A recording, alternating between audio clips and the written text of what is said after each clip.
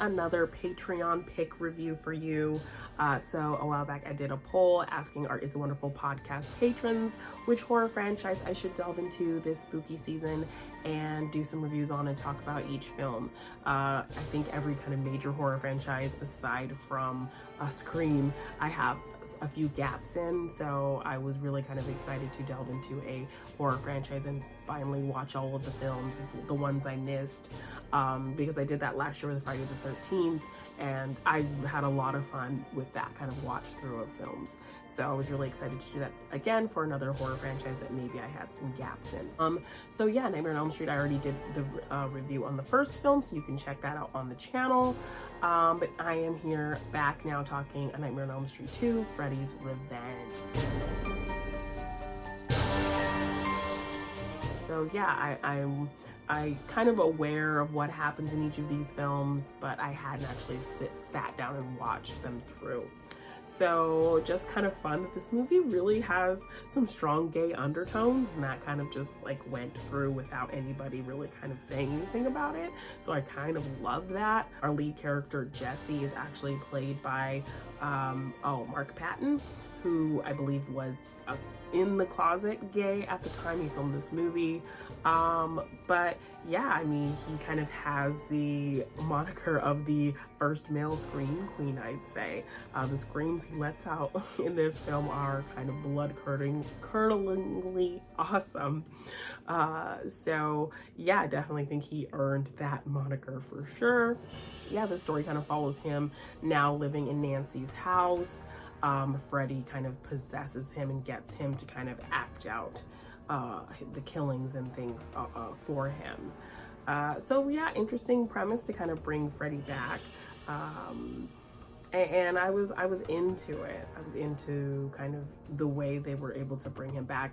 I mean, the makeup here when Freddy kind of rips through Jesse's body, like that looked great. They had some really great practical effects in this movie, really working for them and really looking cool. And you know, it's you miss that when you kind of go back to older movies and you see, you know, how well they did practical things, and now everything is just like super CGI.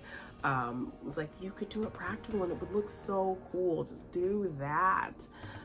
So yeah, I mean, the practical effects looked really amazing here. Freddy is you know, kind of having more fun. This movie is just kind of a little silly with like random, like, you know, the coach and him kind of being at that S&M bar and like lots of man butts and and all kinds of things. So definitely some interesting visuals here. This movie is just like kind of a little sillier than the original one, but the premise of kind of our lead kind of having this tug of war in control with Freddy, I think was an interesting thing, because it's like he is Freddy, so it's like, how do we stop Freddy if he is kind of our lead hero character? How do you figure out how that's going to go? So it was definitely kind of fun seeing where this was going to lead and how they were going to get out of the situation. And how he was kind of going to separate himself from Freddy Krueger. While it did do some interesting things, I did kind of like the more serious tone of the original film, whereas this one just did get kind of silly and had kind of a lot of random things happening. Seeing Freddy kind of in a real world environment was also kind of interesting too. So it wasn't so much in the dreams, like the fact that he could take over Jesse's body brought Freddy to the real world, which was kind of an interesting thing to see him kind of tearing up a barbecue and killing a bunch of people in real life. So I liked kind of, you know, that aspect of getting him out of the dream world, but then, you know, that's where you kind of want him. That's where he kind of thrives and shines, and that's what makes him such an interesting character, because it's like everybody has to sleep. You can't escape sleeping.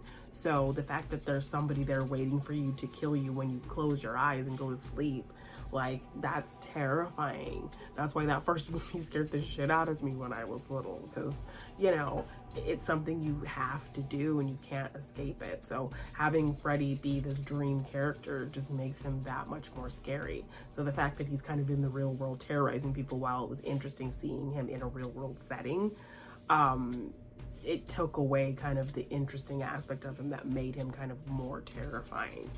And yeah, like I said, the silly tone of this film, I think, just went to the extreme a little bit in places. And I would have liked it to have a more serious tone like the first film had. Robert Englund, he, of course, is just pitch perfect as Freddy. Some really kind of fun, interesting kills in this movie. You know, not doing anything to the scale, I think, of the first film, but still a lot of fun kills in this film happening.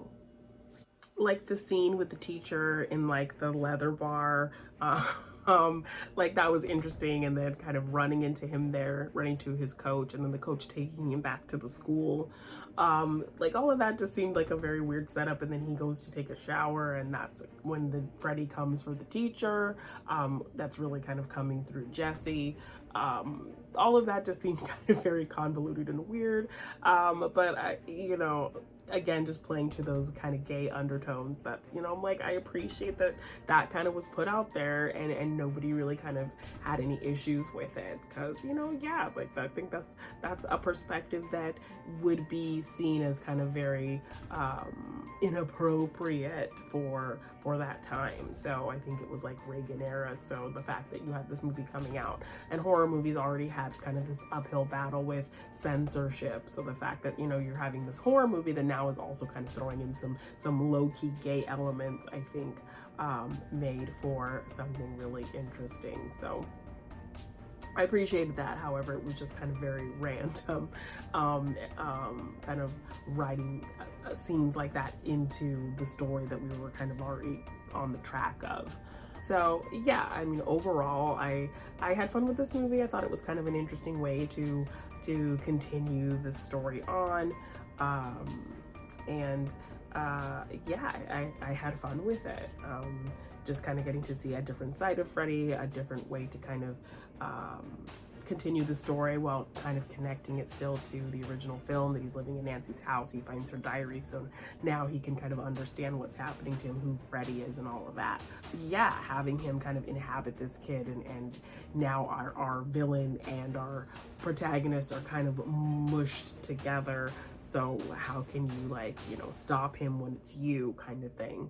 Really kind of an interesting take for the Freddy character and for this film. Again, it did get like a little bit silly, and I would have liked it to kind of be wholly more serious like the original film, but I give it props for kind of doing something a little different while also kind of keeping a familiar aspect of the original film.